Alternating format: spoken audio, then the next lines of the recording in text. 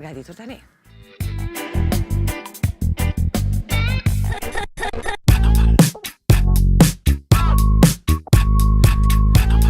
Kam kënaqësinë që këtu afër vetes kam djellën e cila ka pasion punën e dorës, veçanërisht punimin e çantave, të cilat janë punëdore. Përshëndetje djellza dhe kënaqësi që keni pranuar me qenë. Kënaqësi edhe për mua që jeni këtu. Faleminderit shumë. Kënaqësia jona. Djellza, më tregon ç'është nisi ky pasioni, ndoshta kjo dëshira për të punuar me punë dore. Unë shikoj shumë video për punën e dorës, nuk është e vetmja punë e dorës që unë e bëj. Do më thoj punoj edhe punë tjera, si dekore dhe gjëra tjera. Për punën e çantave, kur kemi qenë si fëmijë në kanat, nana ka sjell një rrjet tillë, edhe tu ulum tu se për çka përdoret, e kam pa që përdoret për çanta lehtësisht edhe për dekore tjera. Edhe çanta jam e parë është ajo e gjelbër të ato, që unë vetë se kom fillu edhe pak vetë se është dëmtu se është pa e mati. Që sa vite keni që e punoni këtë pasion ndoshta në 70 vjetë, kështu që po tash me kohëve të fundit pak ma intensivisht. E përmend edhe çantën e parë, po sa ka dallim ndoshta çanta e parë prej çantave që tash pas 10 vite vi bën. Po besoj që vetë se vreje dallimi, kështu që është materiali nuk është shumë cilësore dhe tjerat forma, gjithçka tjetër.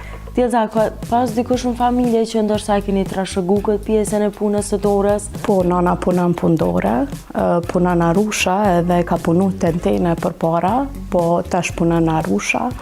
Janë disa arenë që i dërgojnë të pylle arenëve bashkë me tezën, kështu që prej saj e kom trashëgu vetë se punën e dorës. Qysh është me punu punën e dorës? A është e vështirë apo ndjen kënaqësi? Unë për vete e shoh si një relaks, mas punës që e bëj intensivisht, punës standarde që kam, e shoh si një relaks.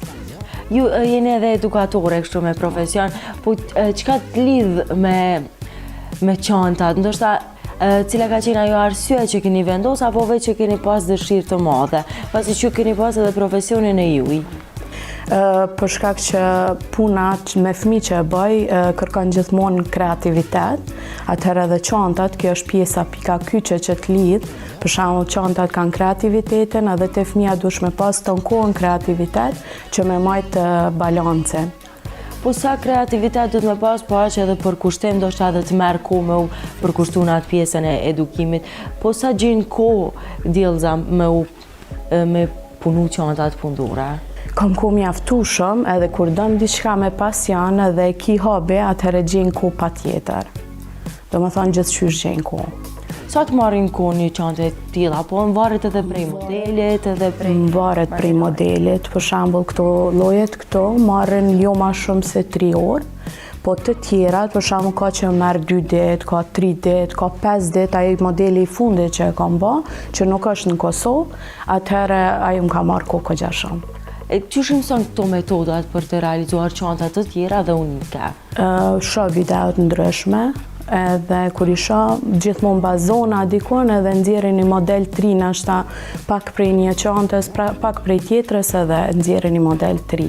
A ka pas ndoshta në ndonjë moment që e keni pa një çantë dhe keni menduar që nuk mundi me arrit me realizua çantë, mirë po pas përkushtimit, punës juaj e keni arrit rezultatin që keni dashur? Po, për shembull ky modeli i fundit, kjo është e para që vetë se kam tentuar një 50 herë për me qit, për shkak që unë me grep nuk kam punu ma herët, kam fillu tash, edhe do me thonë prej këtij modeli ka kalu te ai modeli tamam perfekt. Për ndryshe kjo është modeli më i vështirë deri tash që kam realizuar. Pa ka kësi momente që ndoshta don me hekë dorë për shkak që s'po mundesh me realizua, apo është një pasion që ty të përmbush edhe asnjëherë nuk mendon? Faktikisht asnjëherë nuk mendoj mu dorëzu, kështu që jam si tip jam pak më luftarake dhe derisa të mri qëllimin nuk dorëzona asnjëherë. Qysh është mendimi edhe i mamit, sa të ka përkrahur në këtë iniciativë që ti ke marrë, në këtë lloj pune që ti e bën?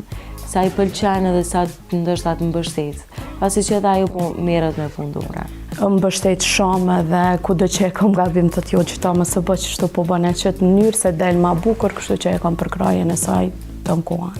Cila është ndoshta diçka që kishe dashur me përcjell të gjitha ato vajza që ndoshta dojnë me nis diçka të tillë, mirë po nuk e kanë guximin pasi që çdo gjë e re kërkon pa guxim me nisë që është nga zero. Cili është një mesazh që kështë dash me përcjell? Mos dorëzojnë asnjëherë prej ëndrave tyne, le t'i realizojnë se gjithmonë është e mundur. Edhe është pasioni është diçka shumë e bukur kur realizon, sidomos kur fillon me realizu edhe për çdo herë më mirë, atëherë është shumë e bukur. Liza, sa të kanë motivu ndoshta edhe njerëzit që e vlerësojnë punën tënde? Sa vlerësohet puna e dorës? Për fat të keq, puna e dorës vlerësohet shumë pak, ose më me thonë vlerësohet thjesht me fjalë që ndonjëherë edhe ti mundesh edhe mu demotivu, po nuk është mirë. Do më thonë, nuk duhet asnjëherë me marrë ato komentet negative, kështu që duhet vetëm pozitivet edhe me vazhdu përpara. Unë po mendoj që tash ka fillu pak me pas vlerësa ma shumë këto gjërat unike dhe që ndoshta jo secili mundet me i pas. Kohëve të fundit po. Kohëve të fundit, do më thonë këtë vitin e fundit, po e shoh që bëjnë shumë pundore, i shoh edhe në për internet që ton kohën ka vajza të reja që merren me këtë punë, po vështirësi asëm edhe te materiali. Po, sa e vështirë? Shumë e vështirë. Do më thonë, se ti realizon një çantë me një ngjyrë, atëherë dush me prit edhe ndoshta një muaj për me tar prapë që ajo ngjyrë edhe për me realizu prapë. Për që të arsye, shumë problem. Po, sa je lidhur me këtë punë dhe sa mundet me qëndru djellëza ndoshta pa i marrë grepin e këto punë që të vynë për me realizu një qantë, sa mundesh me qëndru pa punu diqka? Gjatë kohës gjumit, kështu që ma shumë jo. Edhe sa jam punë me fëmijët normal që